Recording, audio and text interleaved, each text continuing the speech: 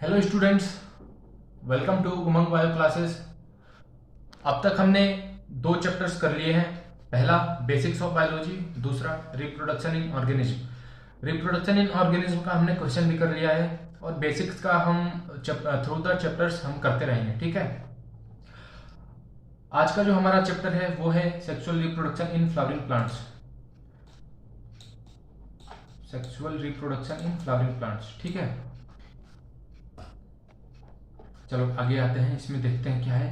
देखो, पहली लाइन है biology is essence in the story of life on earth. देखो, बायोलॉजी क्या है ना कि हमें इतना पता है, बायो में हम स्टडी ऑफ लाइफ करते हैं, लाइफ की स्टडी करते हैं। ठीक है, तो इसमें जो है ना अर्थ पे लाइफ कैसे आई, उसका जो स्टोरी है वो बायोलॉजी के अंदर आता है। ठीक है, while individual organisms die without fail, species continue to live through millions of years unless threatened by natural or anthropogenic extinction। देखो यहाँ पे क्या कह रहे हैं, कोई भी इंडिविजुअल है, इंडिविजुअल मैं आप कोई भी एक सिंगल ऑर्गेनिज्म, कोई भी खुद में तो डेथ, उसकी डेथ हो सकती है, खुद में तो मर सकता है, लेकिन उसकी पूरी स्पीसीज, जैसे ह्यूमन पॉपुलेशन होता है, होमोसेपियंस सेपियंस स्पीसीज है ना ह्यूमंस की, तो ऐसे कोई भी स्पीसीज दो तरीकों से एक्सटिंक्ट होती है, खत्म होती हैं। पहला होता है उसमें नेचुरल, दूसरा होता है एंथ्रोपोजेनिक। एंथ्रोपोजेनिक का मतलब होता है ना ह्यूमन के द्वारा उसे प्रमोट किया गया। और नेचुरल में पता ही है अपना, नेचुरल आ जाते हैं कुछ भी डिफिकल्टीज, उसकी वजह से जैसे फ्लड हो गया, सुनामी हो गई, लैंडस्लाइड हो गए, और ऐसे बहुत सारे बाउंड्रीज हैं। जैसे कोई एक फॉरेस्ट है, ऐसे यहाँ पे एक स्पीसीज रह रही है, मान लो कुछ भी, कोई लैंडस्लाइड हुआ, यहाँ पे पूरा रोड, यहाँ पे बीच में गैप हो गया। ठीक है, इधर वाली स्पीसीज इधर रहेगी, इधर वाली स्पीसीज इधर रहेगी, वो दोनों आपस में कभी मिल नहीं पाएंगी, कभी उनमें मैटिंग नहीं हो पाएगी। ठीक है, तो यहाँ पे कुछ टाइम के बाद ना दोनों में यहाँ पे एक्सटिंक्ट हो जाएंगे। कुछ स्पीसीज ना जिन्हें एक दूसरे की जरूरत है ना, वो एक्सटिंक्ट हो जाएंगे।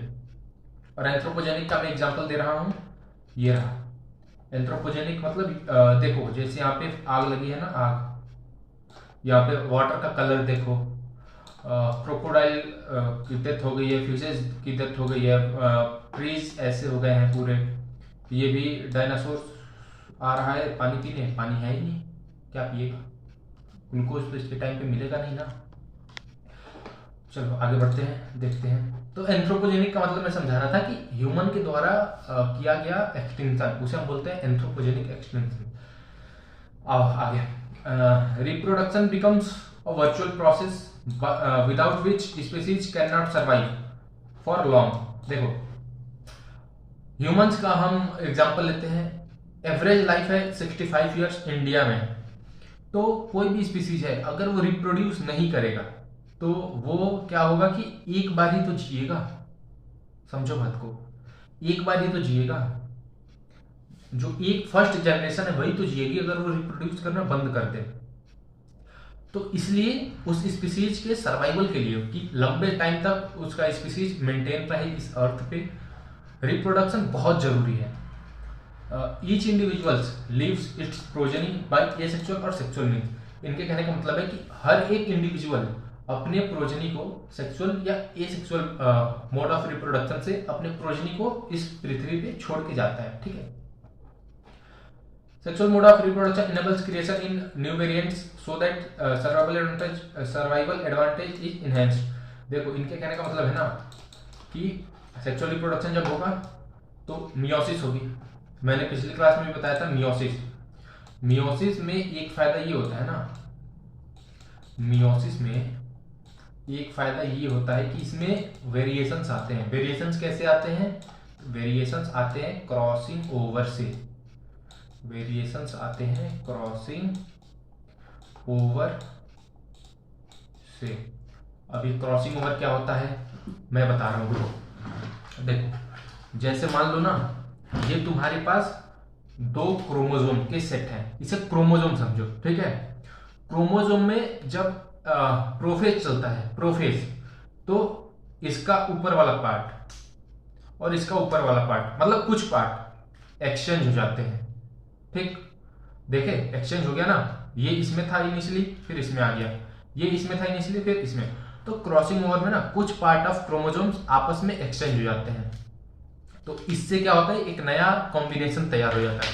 नया कॉम्बिनेशन तैयार होता है, उससे नई वेरिएशंस आती हैं, और कुछ ये लंबे टाइम तक अगर ऐसे ही वेरिएशन चलता रहा ना, thousand of millions of years तक, तो एक नई स्पीसीज वहां से निकल जाती है। ऐसे ही हम बोलते हैं ना कि हमारे पूर्वज बंदर थे, यही रीजन है उसके पीछे। यहां तक सेक्सुअल हो गया था ये।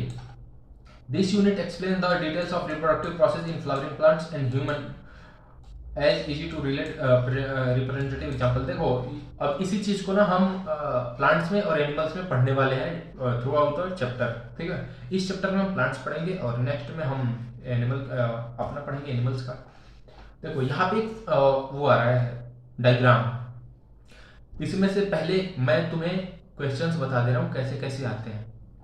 देखो इसके लिए, इसको याद करने के पहला क्वेश्चन तो ये आता है ना कि आउटर से arrange in the order of outer to inner. इसमें ना ये नाम दे देगा और बोलेगा ना कि आउटर पार्ट क्या है, इनर पार्ट क्या है। देखो सबसे बाहर हमें क्या दिख रहा है, ये ग्रीन वाला पार्ट है ना, ये ग्रीन पार्ट है ना सबसे बाहर, इसका नाम है सेपल, इसका नाम है सेपल। उसके अंदर ये पर्पल वाला पार्ट दिख रहा है, पेटल, ठीक। उसके अंदर ये जो दिख रहा है ये क्या है, ये है एंथर, फिलामेंट, और एंथर के बीच में होता है कनेक्टिव, तो इसको कलेक्टिवली बोलते हैं हम स्टेमन। स्टेमन के तीन पार्ट, एंथर, फिलामेंट, कनेक्टिव, तो तीन पार्ट इसके हो गए। आ जाओ, यहाँ पे दो दे रखा है, जबकि कनेक्टिव, कनेक्टिव मैं बताऊं कहाँ होता है। देखो ये हाईलाइट मैं कर रहा हूं इसे व्हाइट कलर से, देखना ये जो एंथर दिख रहा है ना तुम्हें, एंथर, देखो ब्लैक से मैं कर रहा हूँ, ये एंथर जो दिख रहा है ना, ये इसके बीचों बीच में ना जो होता है वो कनेक्टिव टिश्यूज पाए जाते हैं। कनेक्टिव कुछ और नहीं है, कनेक्टिव टिश्यूज हैं।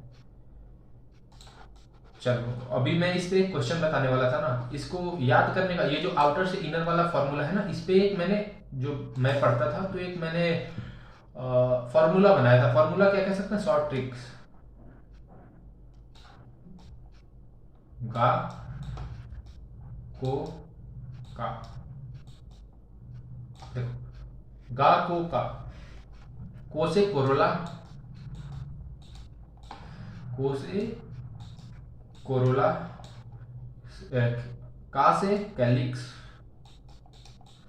देखो को से कोरोला, का से कैलिक्स, गा को का। आउटर में कोरोला होता है अपना, नहीं कैलिक्स होता है। देखो ऐसे याद करो, कैलिक्स बोलने में कहीं ना कहीं एस का प्रोनाउंसिएशन आ रहा है, 100 का। जैसे कैलिक्स बोल रहे हो तो एस का प्रोनाउंसिएशन आ रहा है ना, तो एस से सेपल हो गया, ठीक। सेपल के अंदर पेटल, पेटल यानी कोरोला, पेटल यानी कोरोला, ठीक। चलो उसके बाद आता है अपना मेल रिप्रोडक्टिव यूनिट, जिसे हम बोलते हैं एंड्रोइसियम। क्या बोलते हैं, एंड्रोइसियम, जो कि ये है, ये जो दिख रहा है ना तुम्हें, ये देखो, इसे हम बोलते हैं एंड्रोइसियम। इसमें हमारे पास तीन पार्ट होते हैं, एंथर, फिलामेंट और कनेक्टिव। उसके सबसे अंदर होती है अपनी फीमेल रिप्रोडक्टिव पार्ट, जो कि उसका नाम है पिस्टल या कार्पल, कार्पल भी इसे बोलते हैं हम। और इस यूनिट को बोलते हैं गायनोसियम, ठीक है, एंड्रोसियम एंड गायनोसियम। ये बहुत बेसिक है, तुमने मॉर्फोलॉजी ऑफ फ्लावरिंग प्लांट में पढ़ा होगा क्लास 11th में। तो यहाँ से इसमें पिस्टल के भी, पिस्टल या कार्पल, इसके भी तीन पार्ट्स होते हैं, स्टिग्मा, स्टाइल, ओवरी। स्टिग्मा क्या होता है, यहाँ पे ना पॉलन ग्रेन्स आकर के बहुत सारे अलग अलग इंसेक्ट से आकर के ना बहुत सारे पॉलन ग्रेन्स इसके स्टिग्मा पर स्टिकी होता है, तो ये बहुत सारे पॉलन ग्रेन्स को चिपका लेता है अपने ऊपर, अधेयर कर लेता है। तो क्या होता है ना कि जब ये स्टिग्मा का पॉलन ग्रेन के साथ एक इंटरेक्शन होता है, उसमें ना ये स्टिग्मा कुछ केमिकल्स रिलीज करके चेक करता है कि जो पॉलन ग्रेन आया है वो सेम स्पीसीज का है या दूसरे स्पीसीज का। तो इससे ना उसके अगर सेम स्पीसीज का होगा ना तो आगे फर्दर स्टाइल से होते हुए ना वो ओवरी तक जाएगा।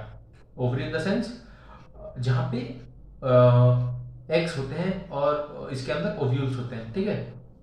तो यहाँ पे जाकर पूरा फर्टिलाइजेशन हमारा कंप्लीट होता है। ये मैं बताऊंगा पॉलन पिस्टल इंटरेक्शन में आगे आने वाली वीडियोस में, इसी चैप्टर में है, नेक्स्ट वीडियोस में आ जाएगा वो। तो देखो यहाँ पे रिसेप्टेकल्स है, ये ग्रीन पार्ट जिसके ऊपर पूरा 4 पार्ट्स सिचुएटेड है। तो उसके बाद ये पेडिसल है जो जा करके ब्रांच में जुड़ता है। आओ अब नेक्स्ट, ये जो है ना वो जब तुम चैप्टर खोलोगे sexual reproduction in flowering plants, तो उसके लेफ्ट साइड वाले पेज पे ना पंचानन माहेश्वरी जी के बारे में लिखा है, ठीक है। ये इंडिया और वर्ल्ड लेवल पे ना एक बहुत फेमस बॉटनिस्ट थे। तो आओ इनके बारे में पढ़ लेते हैं थोड़ा। A related perspective on human reproductive health and how reproductive ill health can be avoided, so is also presented to complete understanding of biology of reproduction। देखो जो बायोलॉजी में रिप्रोडक्शन वाला पार्ट है ना उसमें 3 चीजें हैं। पहला रिप्रोडक्शन कैसे करना है, दूसरा है रिप्रोडक्टिव हेल्थ, फिट भी तो होने चाहिए ना रिप्रोडक्शन के लिए, तीसरा है हम रिप्रोडक्टिव की इलनेस को अवॉइड कैसे कर सकते हैं। तो ये जो है ना बायो ऑफ रिप्रोडक्शन में ये अच्छे से एक्सप्लेन किया गया है। इसकी वजह से हम समझ सकते हैं कि आखिर में ये इन तीनों चीजों का प्रोसेस क्या है, मतलब क्या है। पंचानन माहेश्वरी के बारे में कुछ बातें याद कर लेते हैं। पहली बात तो ये एनसीईआरटी का पूरा लाइन है, और ईयर जो दे रखा है वो ईयर बहुत इंपॉर्टेंट होता है, तो ईयर याद कर लेना। तो Born in November 1904 in Jaipur, Rajasthan, Panchanan Maheshwari is rose to become one of the most distinguished botanists not only in India but of the entire world। मैं यही बता रहा था कि पूरे विश्व लेवल पे ना ये बहुत एक अच्छे बॉटनिस्ट थे।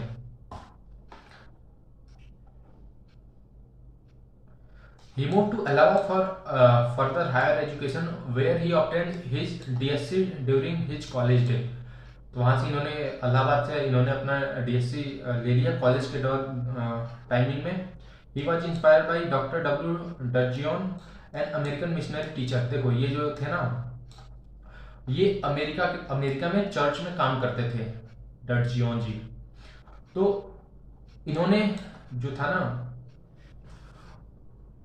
इनके टीचर जो थे अमेरिका वाले डर्जियन जी, तो इन्होंने पंचानन माहेश्वरी के अंदर ना मॉर्फोलॉजी को लेकर के, स्पेशली मॉर्फोलॉजी, ओवरऑल तो बॉटनी पे भी इन्होंने इंस्पायर किया था इनको, बट मॉर्फोलॉजी स्पेशली मॉर्फोलॉजी में ना इन्होंने बहुत ज्यादा इंटरेस्ट इनका बढ़ा दिया था पंचानन माहेश्वरी का। हिज टीचर कैसे बढ़ाया था आगे लाइन में है। His teacher once express that if his students progress ahead of him it will give him a great satisfaction. इनके कहने का ये मतलब था ना कि अगर इनके टीचर्स इनसे भी आगे जाते हैं तो वो उनको अमेरिका वाले डर्जियन जी को बहुत अंदर से सेटिस्फेक्शन होगी। तो इन्होंने सोचा कि क्यों ना अपने टीचर के लिए इतना बदले में तो इतना कर ही सकते हैं। तो वही है नेक्स्ट में, these words encourage Panchanan to inquire what he could do for his teacher in return. He work on embryological aspects and popularize the use of embryological character in taxonomy. तो उन्होंने बहुत काम किया एम्ब्रियोलॉजी पे, और उन्होंने एक ब्रांच ही स्टेबलाइज कर दिया डिपार्टमेंट ऑफ बायोलॉजी, और यूनिवर्सिटी ऑफ दिल्ली में उन्होंने एक बहुत अच्छा रिसर्च सेंटर खोला एम्ब्रियोलॉजी पे और टिश्यू कल्चर पे। चलो नेक्स्ट आगे बढ़ते हैं। He also emphasized the need of initiation of work on artificial culture of immature embryos। इन्होंने ना इमेच्योर एम्ब्रियोज के ऊपर भी काम किया, और उसे आर्टिफिशियली कैसे बनाए इन्होंने उस पर भी काम किया। These days tissue culture has become landmark in science. आज के टाइम पे हमें पता ही है टिश्यू कल्चर से हम कितने, एक प्लांट से हम हजारों प्लांट्स ग्रो कर सकते हैं। तो टिश्यू कल्चर सच में आज के टाइम पे एक लैंडमार्क है, ठीक है। आगे बढ़ते हैं हम।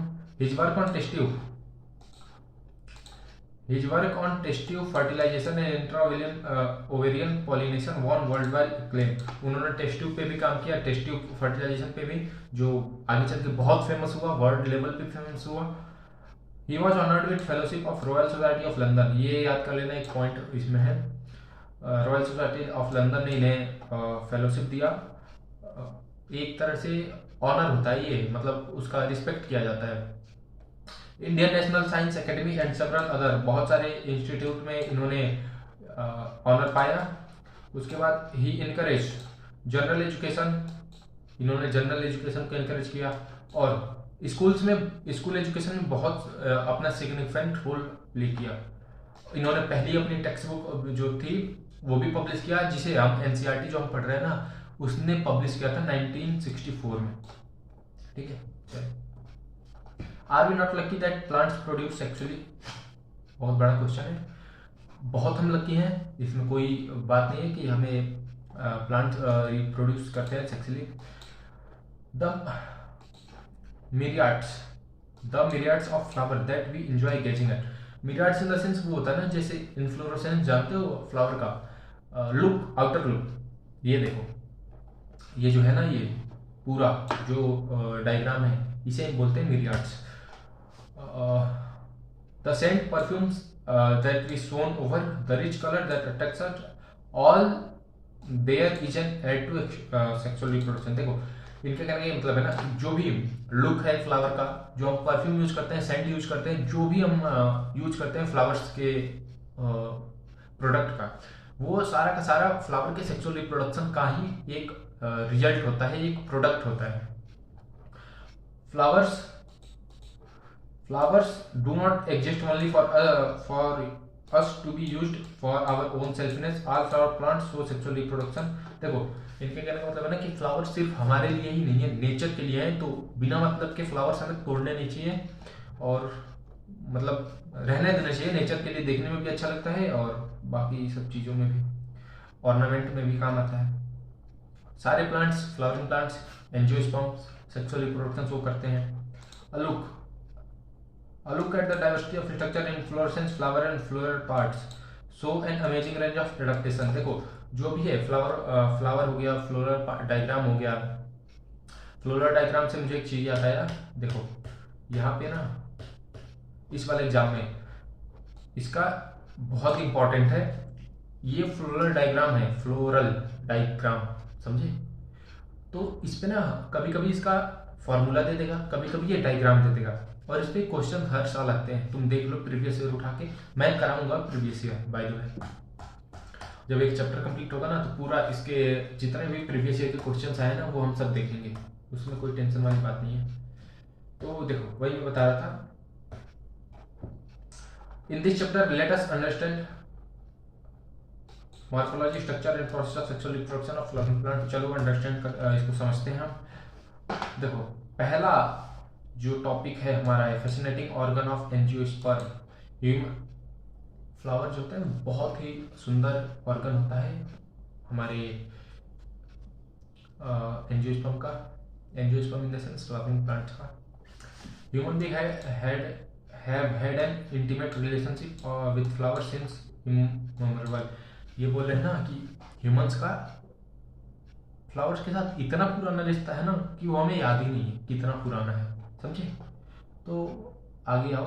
Flowers are objective to aesthetic, ornamental, social and religious and cultural value. मैं तुम्हें बता रहा था ना कि फालतू के तोड़ने नहीं चाहिए, अपने ऑर्नामेंट्स में भी काम आता है. ऑर्नामेंट्स इन द सेंस श्रृंगार, जो किसी के सजावट में लगते हैं, तो उसे हम बोलते हैं ना ऑर्नामेंट्स. इसके और भी वैल्यूज हैं. अपना रिलीजियस हो गया, कल्चरल हो गया. हम पूजा पाठ करते हैं, कोई नई कार लेते हैं तो उस पर फ्लावर्स लगाते हैं. किसी की डेथ हो जाती है तो उस पर फ्लावर्स लगाते हैं. मंदिर में जाते हैं, भगवान को चढ़ाते हैं, वहाँ पे फ्लावर्स का यूज होता है. तो बहुत सारी चीज़ें हैं. मैरिज में, मैरिज में यूज होता है फ्लावर्स. तो बहुत सारी इसकी कल्चरल वैल्यूज भी हैं, तो we should protect. They have always been used as a symbol of conveying important human feeling. देखो, ये जैसे हमारी फीलिंग्स को ना एक एक्सप्रेस करने का तरीका भी है फ्लावर्स के साथ. Such as love, affection, happiness, grief etcetera. List at least 5 flowers. देखो, तो वही है कि अपनी ह्यूमन फीलिंग्स को एक्सप्रेस करने का तरीका है। अब यहाँ पे एक क्वेश्चन पूछा है एनसीईआरटी की किसी 5 फ्लावर्स का नाम बताओ जो घर पे भी उसे यूज कर कल्टीवेट कर सकते हैं और उसके ऑर्नामेंटल्स वैल्यूज भी हैं। तो आओ पहले तो तुम कमेंट करो, उसके बाद मैं बता रहा हूँ। कमेंट कर दिए? नहीं ये तो करो। आप मैं बता रहा हूँ। इसमें ना एक स्लाइड मिस हो गई है। तो रोज था, रोज, ट्यूलिप, मैरीगोल्ड, मैरीगोल्ड, रोज, ट्यूलिप, मैरीगोल्ड, और एक था रुको,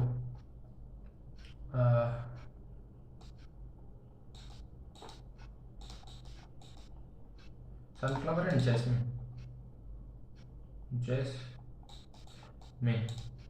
ठीक है। तो ये थे स्लाइड, थोड़ी दिक्कत आ गई है, इसका मैंने डायग्राम भी लगाया था, तुम गूगल कर सकते हो। वैसे गूगल करने की जरूरत नहीं है, ये आ जाएगा अपना। देखो यहाँ पे एक चीज आ रही है, फ्लोरिकल्चर। जो लोग बोलते हैं ना कि एनसीईआरटी लाइन बाय लाइन पढ़ लो तो समझ आ जाएगा, अब यहाँ पे फ्लोरिकल्चर लिखा है बीच में छुपा के। अब जब पढ़ने जाओगे ना, तो मैंने तो स्लाइड में लिया है, जब पढ़ने जाओगे ना तो एकदम बीचों बीच में है, मतलब तुम्हें एक फ्लो में पढ़ोगे ना तो सोचोगे इग्नोर कर दो, क्वेश्चन तो पूछ रहा है, बट ये क्वेश्चन जरूरी है, इन्हें करना पड़ेगा। what does it refers to a biologist flowers are morphological and embryological marvels and the site of sexual reproduction. In earlier classes you have read the parts of flowers. ये बोले ना कि आपने पिछली क्लास मॉर्फोलॉजी, बेसिकली मॉर्फोलॉजी में आपने overview या depth में जाकर के फ्लावर के पार्ट को पढ़ा है, और इसमें जो फ्लावर के मॉर्फोलॉजिकल और एम्ब्रियोलॉजिकल मार्वल्स जो है ना वो साइट ऑफ सेक्सुअल रिप्रोडक्शन है और biologist.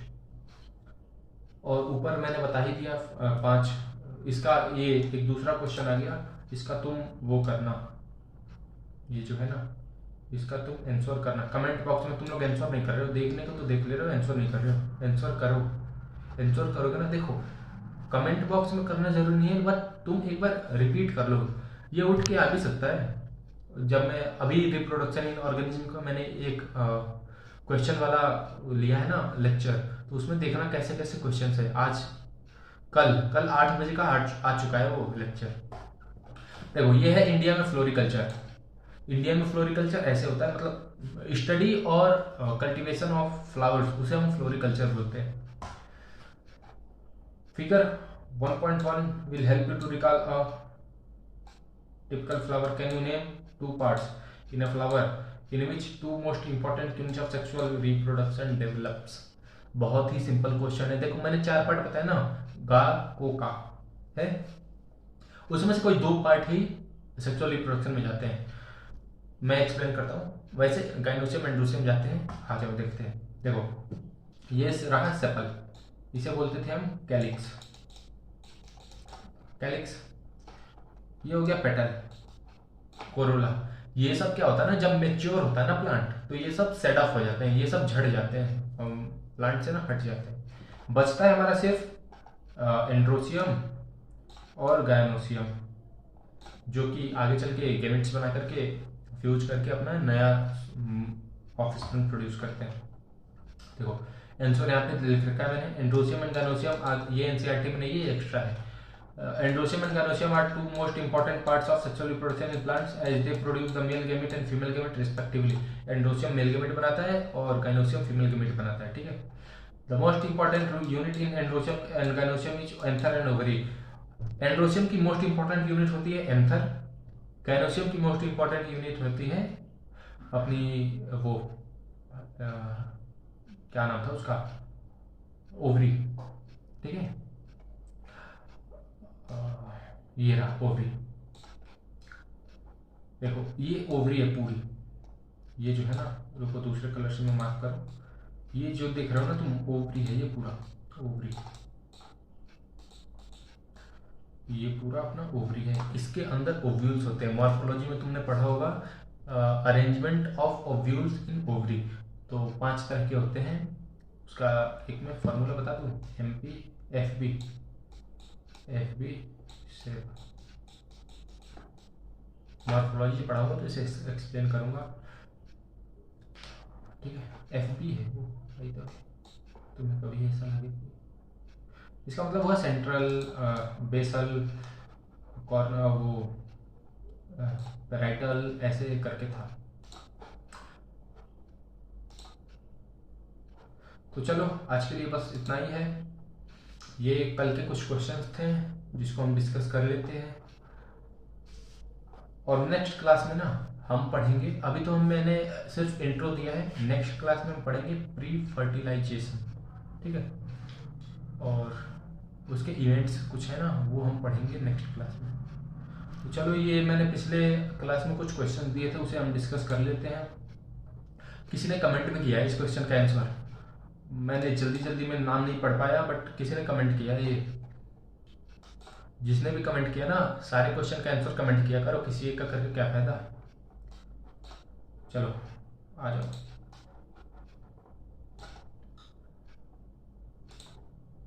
Select odd one with respect to basics of taxonomy.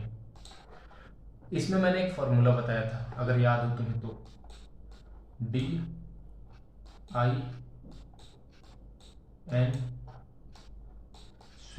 D से डिस्क्रिप्शन, किसी कोई भी चीज अगर नया तुम्हें ऑर्गेनिज्म मिल रहा है, प्लांट मिल रहा है, कुछ भी मिल रहा है, तो उसे नाम तो दोगे ना कि ये नाम है, कहीं पहले तो नहीं ऐसा हुआ है, तो उस नाम के लिए ना पहले उसका डिस्क्रिप्शन करो, उसके बारे में डिस्क्राइब करो कि वो क्या है, उसके बाद उसका आइडेंटिफिकेशन करो, ठीक है, उसे देख लिए, उसके बाद उसका आइडेंटिफिकेशन करो। आइडेंटिफिकेशन इसका मतलब ये टैक्सोनॉमी में आता है। टैक्सोनॉमी का मतलब होता है ना क्लासिफिकेशन प्लस उसका नॉमेनक्लेचर, ठीक है। तो आइडेंटिफिकेशन आ गया, पहचानोगे तभी तो क्लासिफाई कर पाओगे। Identification plus classification plus nomenclature मैंने बता दिया ना, तो एन और सी, तो आइडेंटिफाई पहचान लिए, क्लासिफाई कर लिए, नॉमेनक्लेचर उसको नाम दे दिए। इसमें एक ऑप्शन आ रहा है फाइलो इवोल्यूशनरी रिलेशनशिप। देखो इसमें ना एक वो आ रहा है ऑप्शन इवोल्यूशनरी रिलेशनशिप, इसका मतलब होता है ना फाइलोजेनिक। फाइलोजेनिक का मतलब होता है कि जब हम इवोल्यूशनरी इवोल्यूशन के रिलेशन को ना, जैसे मान जाओ कि हम अपने पास्ट के रिलेशंस को कभी कंपेयर कर रहे हैं किसी नए ऑर्गेनिज्म के साथ, तो उसे हम बोलते हैं ना फाइलोजेनिक, मतलब इवोल्यूशनरी रिलेशनशिप को भी उसमें इंक्लूड करते हैं, और ये जो पूरा प्रोसेस होता है ना उसे हम बोलते हैं सिस्टमेटिक्स, ठीक है। तो इसका आंसर मिल गया हमें, इसका आंसर होगा थर्ड। और नेक्स्ट क्वेश्चन पे,